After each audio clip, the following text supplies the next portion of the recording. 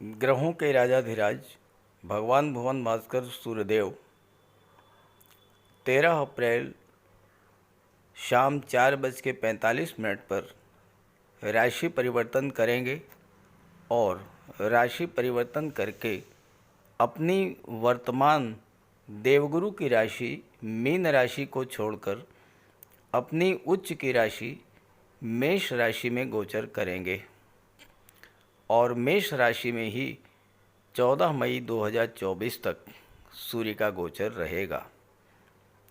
मेष राशि सूर्यदेव की उच्च की राशि है और अपनी उच्च की राशि में गोचर करते हुए सूर्य आपको बहुत अच्छा फल प्रदान करेंगे। सूर्य पद प्रतिष्ठा और मान सम्मान के कारक होते हैं। सूर्य आत्मा, पिता और उच्च सरकारी नौकरी के कारक होते हैं। सूर्य का शुभ प्रभाव जीवन के हर क्षेत्र में उच्च स्तर की सफलता देने वाला होता है और जब सूर्य खराब होते हैं तो मान सम्मान में कमी आती है, पिता को कष्ट होता है, नेत्र कष्ट, आत्मसम्मान आत्मविश्वास में कमी और सरकारी अधिकारियों का सहयोग कम मिलता है। जब भी कोई ग्रह अपनी उच्च की राशि में गोचर करता है तो वो सर्वाधिक बलवान होता है। सूर्य ग्रहों के राजा हैं। जब अपनी उच्च राशि में गोचर करेंगे तो सर्वाधिक श्रेष्ठ फल प्रदान करेंगे। इस गोचर की सबसे महत्वपूर्ण बात यह है कि सूर्य राहु के ग्रहण दोष से मुक्त हो चुके हैं और अपने परम मित्र गुरु के साथ ही मेष राशि में गोचर कर रहे हैं। देवगुरु 1 मई तक मेष राशि में रहेंगे, उसके बाद वृषभ राशि में चले जाएंगे।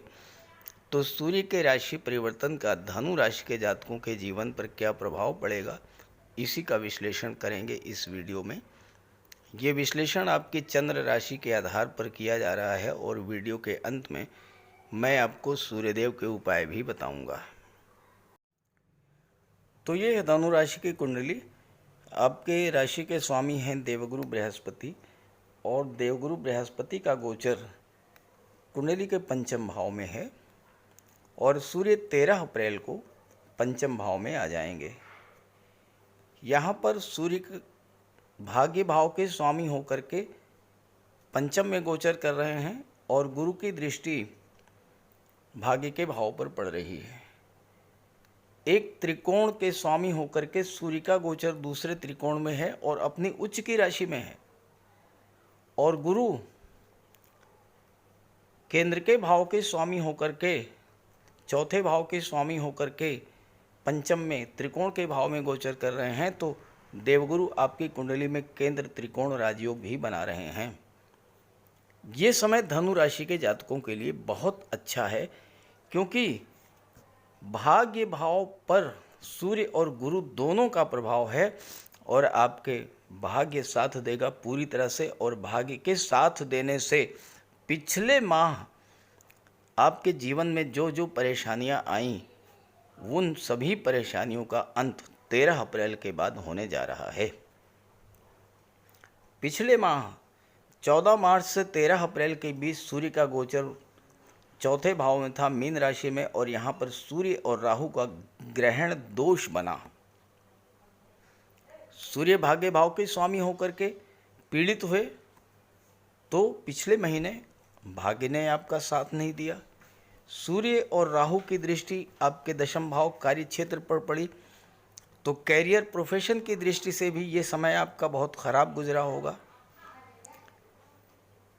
कार्य क्षेत्र में तमाम तरह की विघ्न बाधाएं, उठापटक, अप डाउन्स हुए होंगे।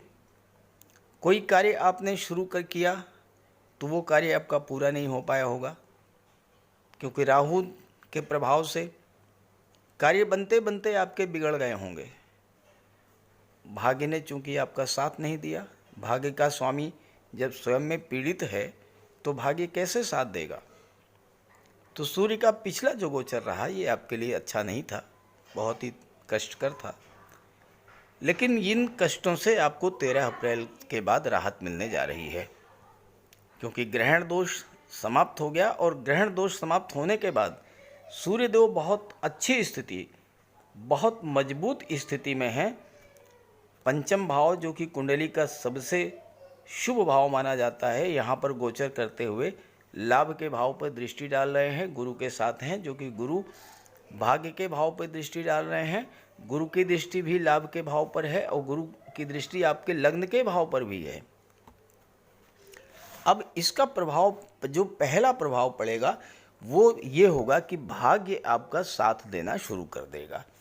तो जब भाग्य साथ देगा तो आपके कार्य बनने शुरू हो जाएंगे। जब कार्य बनने शुरू हो जाएंगे तो आपको लाभ की प्राप्ति होनी शुरू हो जाएगी।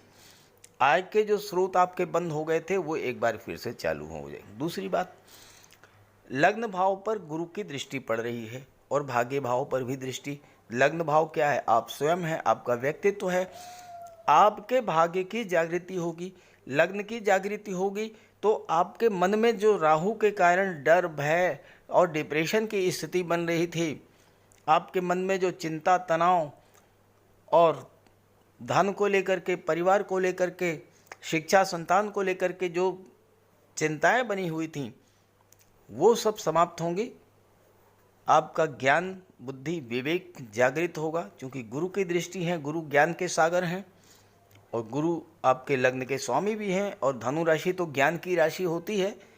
हालांकि राहु के कारण पिछले महीने धनु राशि को पीड़ा हुई, और थोड़ी नहीं बहुत पीड़ा हुई होगी, लेकिन अब वो समस्या आपके जीवन से समाप्त होने जा रही है।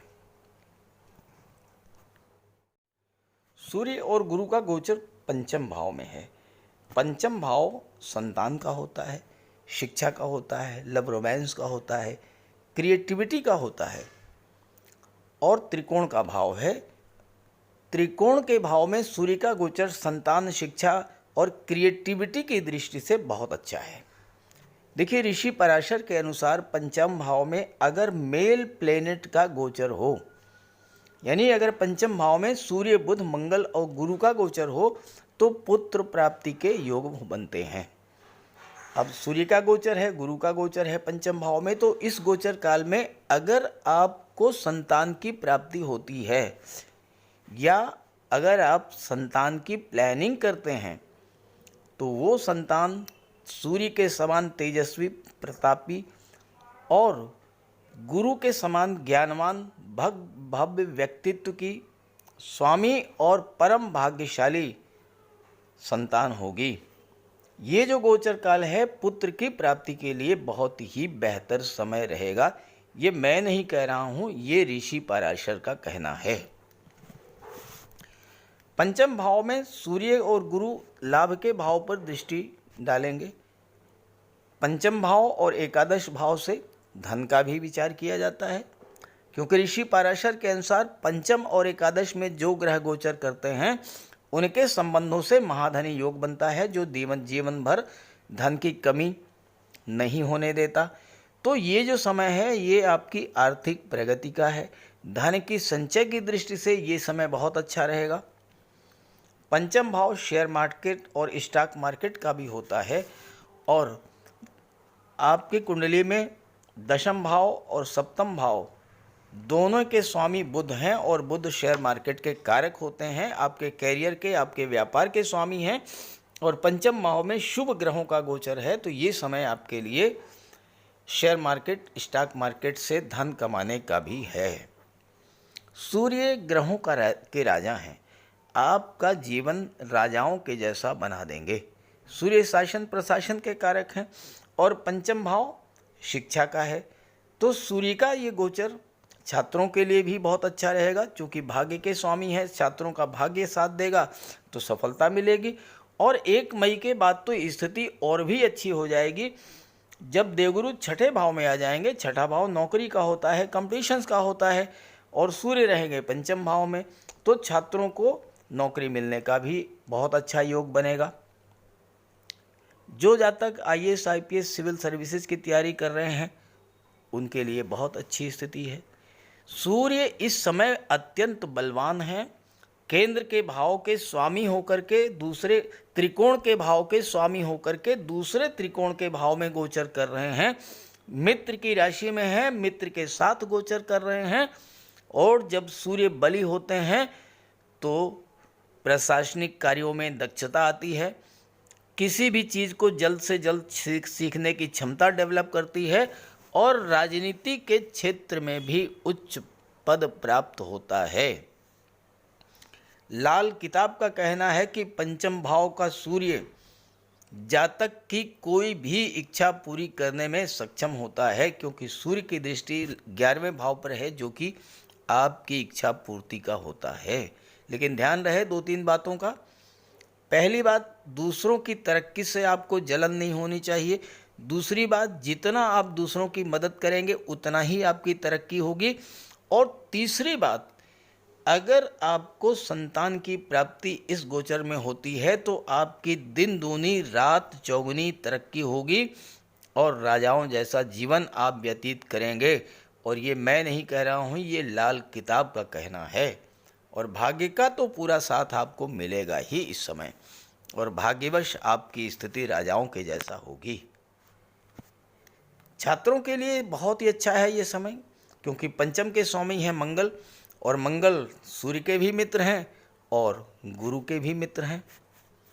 तो इस तरह से ये जो समय है 13 अप्रैल के बाद, ये पिछले समय के कष्टों से राहत दिलाने वाला भी होगा और नई आशाएं, नई उमंगें, नई उत्साह और नए सपने आपके पूरे करने वाला होगा।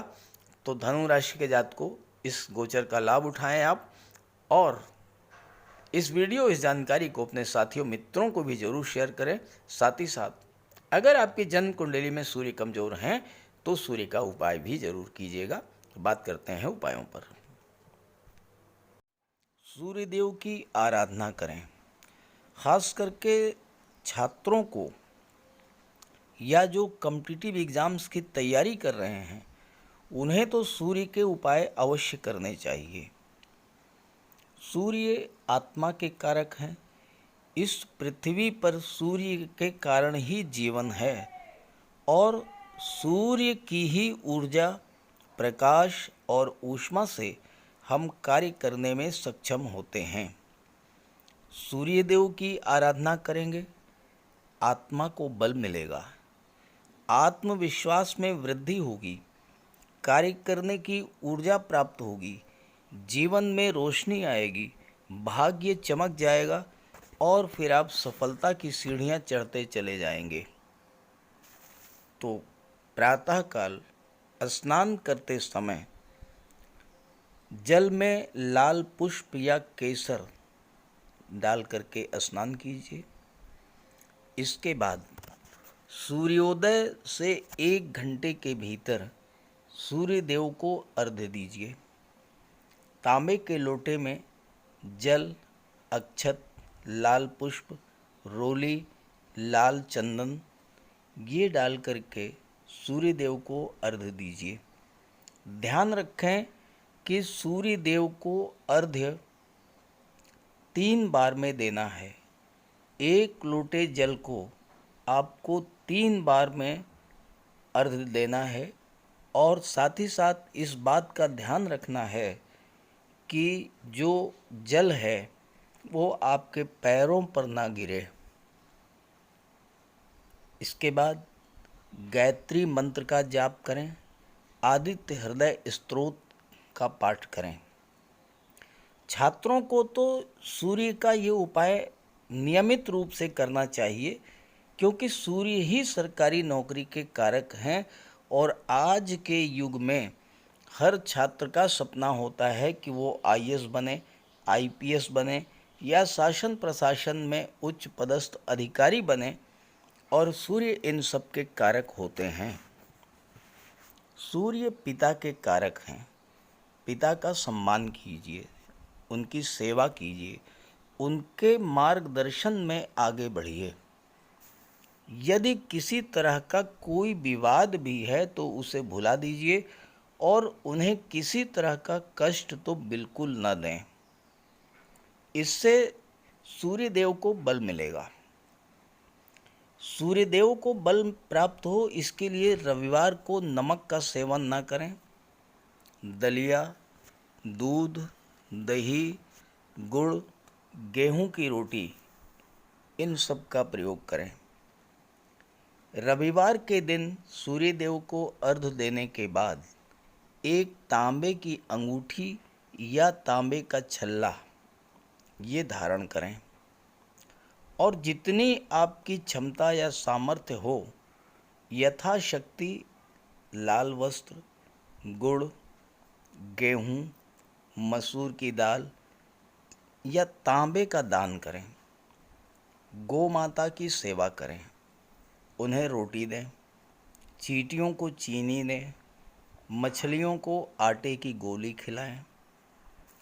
ध्यान रखें कि जो भी उपाय करें यो पूरे मन से करें। उपाय करते समय सूर्यदेव का ध्यान करें और साथ ही साथ अहंकार और क्रोध इनसे दूर रहें। आप ये उपाय करके देखिए, जीवन में इतना बड़ा परिवर्तन आएगा कि आप कल्पना नहीं कर सकते। तो मेरी बात से सहमत हों तो उपाय शुरू कर दीजिए और वीडियो अच्छा लगा हो तो अपने साथियों को, मित्रों को भी ज़रूर शेयर कर दीजिएगा। नमस्कार।